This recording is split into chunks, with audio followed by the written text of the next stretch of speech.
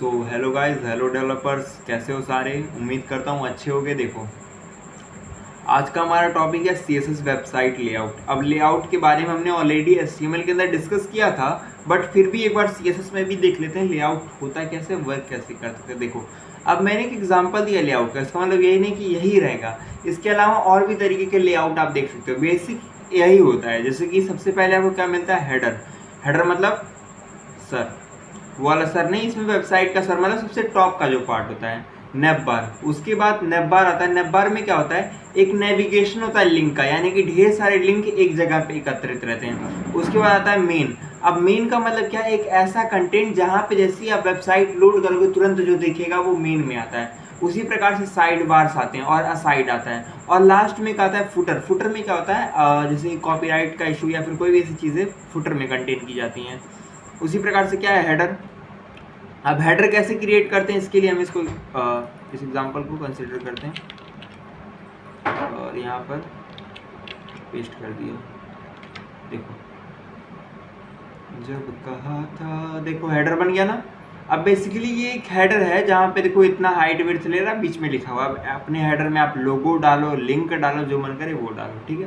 तो हेडर आपका ये बन चुका है। अब इसमें क्या चीज़ है, देखो कुछ नहीं करना, हेडर लिया, बैकग्राउंड कलर वॉमिटिंग सी लग रही है, padding and text align centre कर दिया, ज़्यादा कुछ नहीं इसमें झमेला है। अब रही बात नेव बार कैसे बनेगा, तो उसके बारे में मैंने बताया था। अब नेव बार बनाने के लिए फर्स्ट ऑफ ऑल आपको अपने कंटेनर में आना पड़ेगा और लिंक्स को क्रिएट करना पड़ेगा। तो आप आओगे, सबसे पहले आप यहाँ पे क्या करोगे, लिंक्स को क्रिएट करोगे। ये आपका सबसे पहले तो कमेंट डाल दो ताकि आपको समझ में आए। ये किसके लिए भैया, हेडर के लिए। देखो कमेंट डालने से क्या होता है ना, आपको अगले को समझ में आता है कि ये कोड किस चीज़ के लिए किया गया है, ठीक है। अब मैंने इसमें डाल दिया नेव के लिए ये चीज़, ठीक है। तो नेव हमने बना लिया, लेकिन ये आपको प्रॉपर नहीं दिखेगा जब तक इसमें हम स्टाइलिंग नहीं करेंगे, ठीक है। तो फर्स्ट ऑफ ऑल हम क्या करते हैं, इसमें स्टाइलिंग ऐड करते हैं। तो इसे कॉपी करते हैं एंड हेडर के जस्ट बाद आकर यहाँ पे चिपका देते हैं, ठीक है। अब वापस इसे रन करते हैं तो देखो यहाँ पे आपका लिंक वाला ये नैप भी बन गया, बना कि नहीं, जिसमें आप क्या कर सकते हो, क्लिक करके अपना ये वर्केबल करा सकते हो। इवन बहुत सारी फंक्शनलिटीज है जिसको हम समझ सकते हैं। देखो टॉप नेप डाउ होवर, आपने ये भी पढ़ा है। होवर क्या करते हैं, ऐसे कोई उस पर माउस लेके जाता है तो वो कलर चेंज करता है।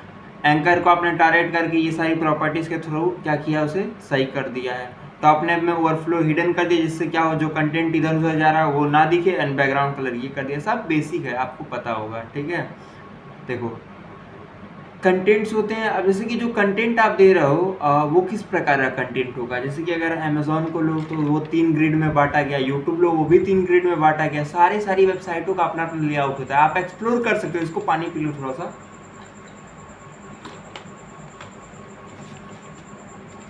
एग्जाम्पल लेते हैं हम इसी को, ठीक है। जैसे कि इसी को अगर मैं एग्जाम्पल लूँ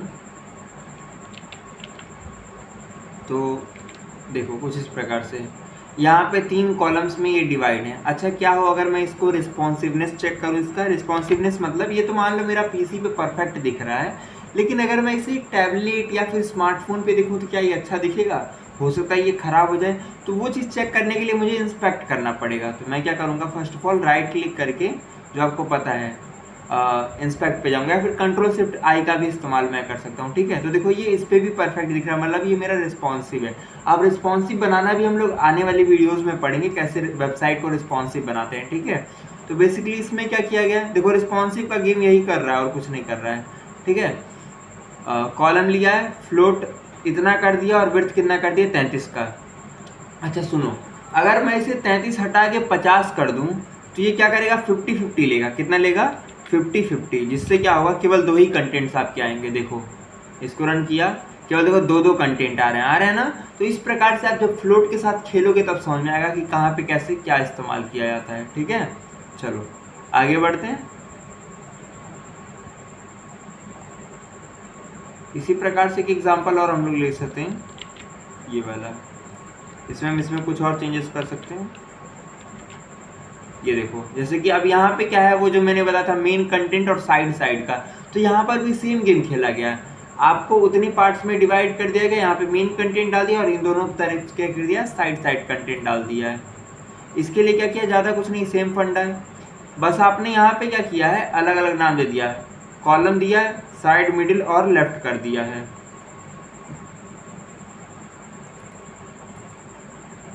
कहाँ गया, वॉमिट सा लग रहा है।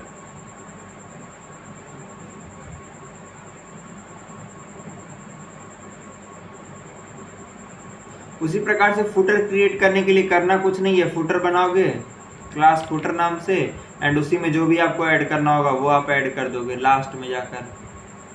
जैसे कि डिव खत्म हुआ, इस डिव के बाहर गए और यहाँ पे अपने फुटर के लिए अपना कंटेंट डाल दिया, और फुटर का कोड आप यहाँ से उठाए और उसका कलर वगैरह जो भी देना होगा अपने मन से देकर यहाँ पे उसको ऐड कर दिए। तो इससे क्या हो जाएगा, आपका एक छोटा सा फुटर बन जाएगा। तो यहाँ पे फुटर बन के आ रहा है ना, तो ये चीज़ है। तो बेसिकली वेबसाइट ऐसे ही बनाई जाती हैं। आप जैसे प्रैक्टिस करोगे तो ऑटोमेटिक बहुत सारी चीज़ें आपको नई नई सीखने को मिलेंगी, ठीक है। एक काम करते हैं, एक और एग्जांपल लेते हैं।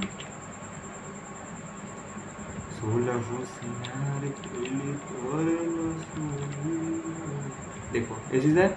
अब इसमें क्या है, ये पूरा एक प्रॉपर समझ लो एक वेबसाइट का लेआउट ही है, बस क्या किया गया इसमें कंटेंट नहीं ऐड किया गया। देखो जैसे कि लिंक है, सब कुछ है, बस अपना नाम चेंज कर दो। जैसे मान लो यहाँ पे एक इमेज आ जाएगा, यहाँ पर इमेज डाल सकते हो, यहाँ पे इमेजेस डाल सकते हो, यहाँ पे अपना कुछ डाल, एक तरीके से छोटा सा अपना पोर्टफोलियो साइट कह लो या फिर ब्लॉगिंग साइट, जो भी आपको मन करे आप इसको यूज़ कर सकते हो।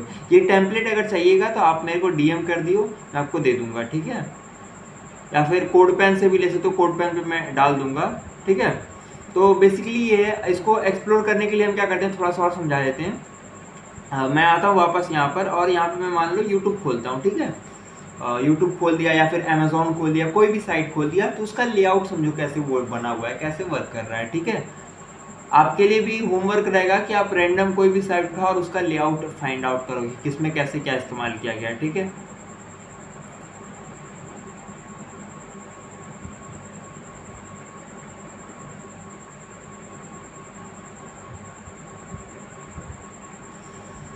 लोड कर रहा है, may be my system is little slow. देखो आया, अभी लोड कर रहा है ये। तो एक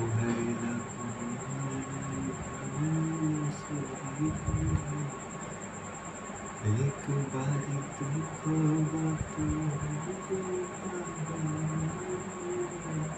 खुल जाए यार, समय बर्बाद कर रहा है।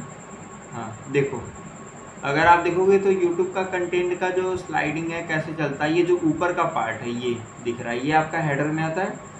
अच्छा ये बताओ, ये जो ढेर सारे लिखे हैं, JavaScript, music, Flutter, react, gaming, data type, AI, T series, mix, रफ्तार, तो ये सारे क्या हैं आपके, ये इन्हें कहते हैं आप क्या, इन्हें कहते हो आप नेव, ठीक है। ये क्योंकि लिंक्स का एक नेविगेशन है, ठीक है। उसी प्रकार से ये जो कंटेंट है जो दिख रहे हैं, ये क्या है आपके सेक्शंस हैं। इसी प्रकार से अगर मैं मान लो अमेजोन का लूँ, तो अमेजोन का भी कुछ ऐसे ही कंटेंट आता है कि नहीं।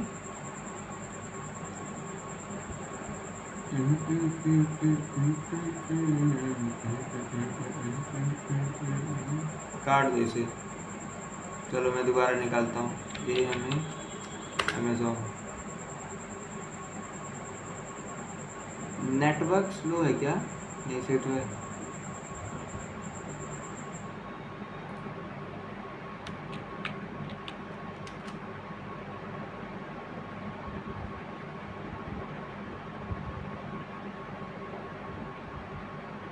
चल जा, आ गया। देखो अब अगर मैं अमेजोन की साइट को ओपन करूं तो यहाँ पे क्या होगा,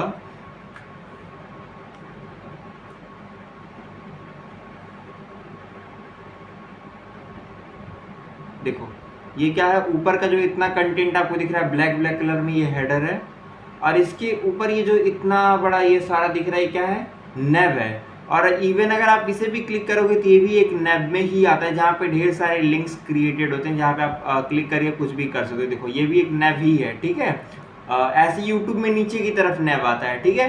और जैसे ये खुला तो ये क्या है आपका मेन है, और मेन के अंदर ये देखो 3 सेक्शंस हैं, आप स्क्रॉल करोगे फिर कुछ सेक्शन मिला। तो ये इस प्रकार से आप किसी वेब का लेआउट बनाते हो जिससे क्या हो, यूज़र उस वेबसाइट को और अच्छे से एक्सपीरियंस ले सके, उसे और अच्छे से यूज़ करे। जितना अच्छा आप लेआउट वगैरह डिज़ाइन करोगे उतना बेटर लगेगी आपकी साइट। ठीक है, तो मिलते हैं नेक्स्ट वीडियो में, तब तक के लिए चैनल को सब्सक्राइब करिए।